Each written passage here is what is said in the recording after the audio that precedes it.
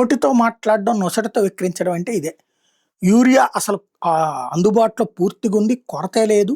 దాన్ని ఎవరు బ్లాక్‌లో అమ్మినా కఠినంగా వ్యవహరిస్తాం. తీవ్ర చర్యలు తీసుకుంటామంటే చంద్రబాబు గారి దగ్గర నుంచి అచ్చెన్నాయుడు గారి దాకా చెప్తానే ఉంటారు. ఈనాడు, జ్యోతి కూడా అవునవునని చెప్పి వెంటనే తానా తందానా అంటాయి. కానీ సిటీ ఎడిషన్స్‌లో అసలు నిజాలు రాస్తాయి. యూరియా రూ. 450. ఆంధ్రజ్యోతి రాసిన వార్త ఇది. వీళ్ళు చెప్తుంది యూరియా బస్తా ధర 266.5. కాగా డిమాండ్‌కి తగినట్టు సరఫరా లేదు. ఇదే అవకాశంగా వ్యాపారులు దోపిడీకి దిగారు. ఒక్కో బస్తాకు వ్యాపారులు రూ. 370 నుంచి రూ. 450 వరకు వసూలు చేస్తున్నారు. ఇందులో చూడండి, డిమాండ్‌కి తగ్గట్టు సరఫరా లేదు. సరఫరా ఎక్కువ ఉంది మన దగ్గర అని అచ్చెన్నాయుడు గారు చెప్తారు. ఇక్కడ వీళ్ళు మళ్ళీ ఈ సరఫరా లేదు అన్నటువంటిది రాస్తున్నారు. అంటే మరి అచ్చెన్నాయుడు గారి తప్ప, లేకపోతే ఆంధ్రజ్యోతి తప్ప? ఇది ఒక ఆస్పెక్ట్. రెండోది వచ్చేటప్పటికి వ్యాపారులు దోపిడీ దిగారు. ఒక్కో బస్తాకు వ్యాపారులు రూ. 370 నుంచి రూ. 450 వరకు వసూలు చేస్తున్నారు. ఖరీఫ్ సమయంలో పడినట్టుగానే రబీలో కూడా రైతులు యూరియా కోసం కష్టాలు పడాల్సి వస్తుంది.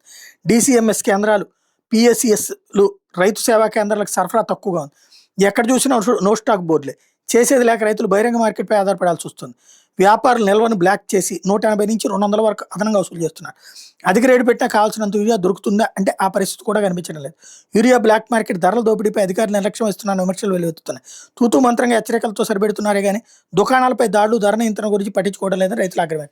అసలు అది తెలియక అడుగుతాను. ఇదివరకు రైతు భరోసా కేంద్రాల ద్వారా సప్లై చేసేసారు. ఎందుకు తీసేసినట్టు అది శుభ్రంగా? ముందు ఫస్ట్ అప్పుడు ఏం చేసేవాళ్ళు జగన్ టైంలో, ఎవరెవరికి వాలంటీర్ ద్వారా ఏ రైతు ఏమేమి పంట వేసుకుంటున్నాడో రాయించుకుని అక్కడ నోట్ చేయించేసేసి వాళ్ళకి ఎంతెంత ఎరువు కావాలో అడిగేవాళ్ళు.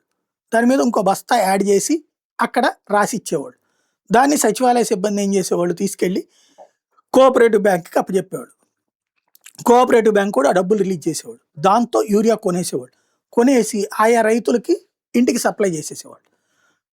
రేపు వాళ్ళకి క్రాప్ లోన్ శాంక్షన్ అవుతుంది కదా, అందులో ఈ డబ్బులు మినహాయించుకుని మిగతా డబ్బులు ఇచ్చేవాళ్ళు. ఇది సింపుల్గా జరిగిన ప్రొసీజర్, చాలా అద్భుతంగా జరిగిన ప్రొసీజర్.